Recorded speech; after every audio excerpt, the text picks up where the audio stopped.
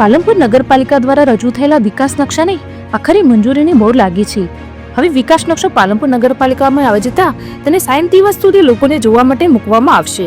ત્યારબાદ કોઈને વાંધા હશે તો સીધા ઉચ્ચ કક્ષાએ રજૂ કરવાના રહેશે.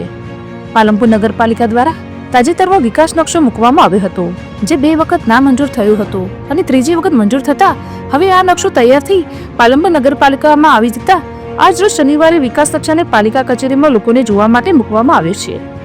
પાલનપુર નગરપાલિકા હોલ ખાતે પાલિકા પ્રમુખ ચિમનલાલ સોલંકી, ઉપપ્રમુખ નાગજીભાઈ દેસાઈ, કારોબારી ચેરમેન પિયુષભાઈ પટેલ અને ટીપી કમિટીના ચેરમેન કવિતાબેન પ્રજાપતિ તેમજ નીલમબેન જાની, સંજયભાઈ વ્યાસ સહિતની ઉપસ્થિતિમાં વિકાસ નકશાને અંગે માહિતગાર કરવામાં આવ્યા હતા. ત્યારબાદ આ વિકાસ નકશો પાલનપુર નગરપાલિકામાં મૂકવામાં આવશે અને 60 દિવસ સુધી કોઈને વાંધો હશે તો સીધા ઉચ્ચ કક્ષાએ મોકલવાના રહેશે. વિકાસ નકશો મંજૂર થવાથી પાલનપુર શહેરની ટીપી સ્કીમ અમલમાં આવશે અને શહેરના વિકાસમાં વધારો થશે.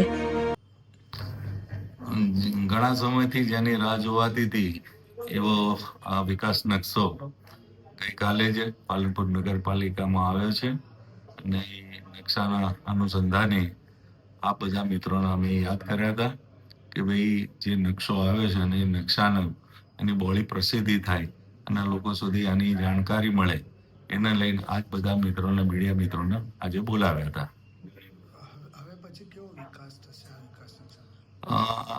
હજી સુધી આમાં સરકારે ક્યાંક લાગશે એવું લાગતું તો નથી, પણ ક્યાંક એવું લાગશે તો હજી પણ 60 દિવસ આપેલા છે. 60 દિવસમાં કોઈના વધા હશે એ સીધા સરકારમાં જ આપવાના રહેશે. અહીંયા પાલનપુર નગરપાલિકાના નથી.